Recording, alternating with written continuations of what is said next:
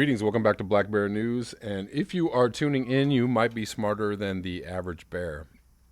So, just a few news items.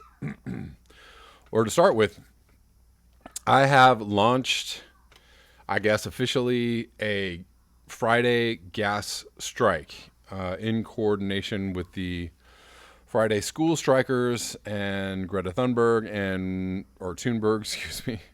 I get it straight eventually. Yeah, so this week, September 20th, starts off a whole week of climate change action and awareness. Extinction Rebellion is going to be doing quite a few things. And so what I'm doing is this Friday gas strike in coordination with the Friday school strike. So it will be going on every single Friday. Basically, all I've done right now is made a Facebook event for it. I'm going to link the event below in the description box. If you could, mark yourself going to the event if you want to. Please share it far and wide. Please share it in any Facebook groups, on any Facebook pages. You can tag me in it because I created it as Kevin Sandbloom. Just spread it out there, get the word out. Let's get as many people signing on to this thing as we possibly can. I probably will create some kind of website for it, or a few other platforms. It's just not going to be on Facebook. I think that's probably one of the shoddiest of platforms to start this on, but it's the easiest for the moment. So I'll probably try and generate some other kind of social media and web page events for it, so that there can be multiple ways people can sign up or get involved with it. But for the time being, just if we can get as many people onto it as possible, that would be great. If we can get 100,000 people participating on one Friday, think about the profits that the oil companies are losing on that one given day. If we could get 1 million or 2 million people doing a gas strike on any given Friday, that's a serious financial hit. So let's try and involve as many people as possible. Again, I'll link it below, and we can go from there. So there's another massive strike happening. This has nothing to do with climate change, but it's a General Motors, 46,000 workers walk off. So very big strike going on in the car industry. Of course, they're fighting for profits that the automakers are seeing, but they are not getting. We know that over the last 20 or 30 years, the unions have been weakened. NAFTA and, other trade agreements have allowed corporations and industries to offshore jobs to other countries, and thus undermining the union and the worker base in the United States. And but this is at least good. I support unionizing workers. I support unions and strikes everywhere. So let's go to Australia for some climate change news. Two things happening in Australia that I want to read about today. Australia launches emergency relocation of fish as largest river system faces collapse. This is from September 9th.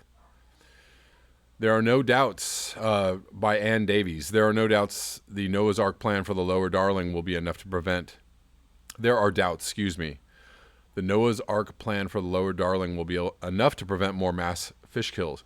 Faced with looming ferocious summer, with little rain forecast, the New South Wales government has embarked on a Noah's Ark type operation to move native fish from the Lower Darling, part of Australia's most significant river system, to safe havens before high temperatures return to the already stressed river basin. Researchers have warned of other alarming ecological signs that the Lower Darling River, part of the giant Murray-Darling Basin, is in a dire state following last summer's mass fish kills. Professor Fran Sheldon from Griffith University's Australian Rivers Institute said only one surviving colony of river mussels has been found along the river, and there were signs that river red gums were under severe stress. If the river red gums die, and some are hundreds of years old, there will be a domino effect. Banks will collapse, there will be a massive erosion, and it will send sediments down the river. These sort of ecological collapses are much harder and expensive to reverse, she warned. The New South Wales government announced a $10 million rescue package last week to mitigate the effects of the river crisis on native fish this summer.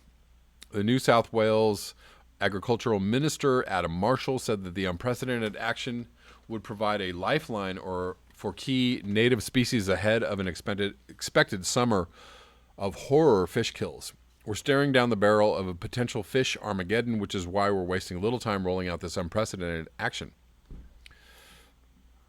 Last December and January, fish began dying in the hundreds of thousands in the far west of the state at Menindee, leaving weirs and waterholes carpeted with dead fish. While fish deaths have occurred in the past, the scale was unprecedented and stunned Australians.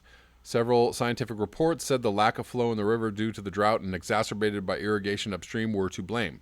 When temperatures soared over 40 C and were followed by a cool change, the water in the pools stratified, leading to deoxygenation of the deeper water, killing fish. There are doubts about how effective the $10 million program will be.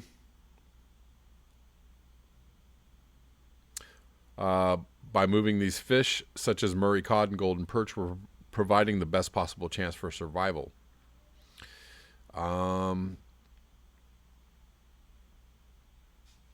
The government said the fish would be able to migrate back up the 500 kilometers of the Darling when the drought ended.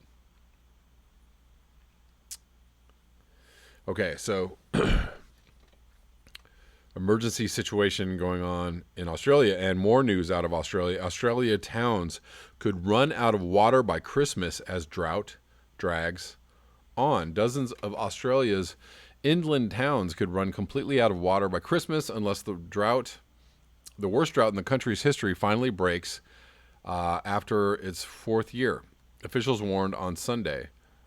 If there is no spring rain, several towns in the state of New South Wales, such as Dubbo, Cobar, Nyngan, Narromine, will have to rely on drinking water being trucked in for residents, the government water authority, Water NSW, said in a new study. Several rivers are predicted to run dry by November as summer starts, and the Bureau of Meteorology says there is no sign the drought is going to end soon.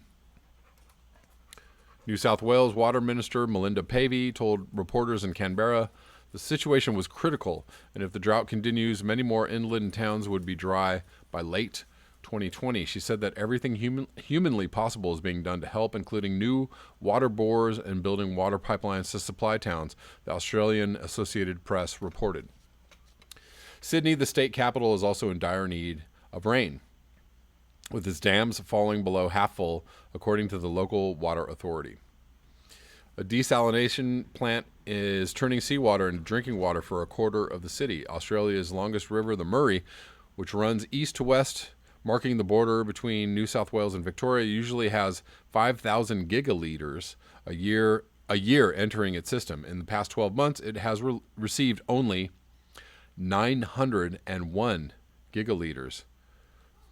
That is quite a drop.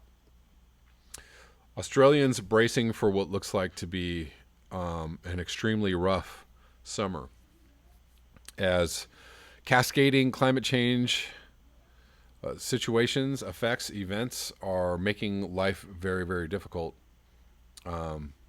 So we will continue to watch that situation. That's all I have for you today. Thank you so much for your eyes, your ears, and your conscience. Make sure that you go to the Friday gas strike link in the description box below and add your name or say that you're going or whatever. Share the post, please. If you would like to support this channel, you can do so at the links below. Until next time, peace.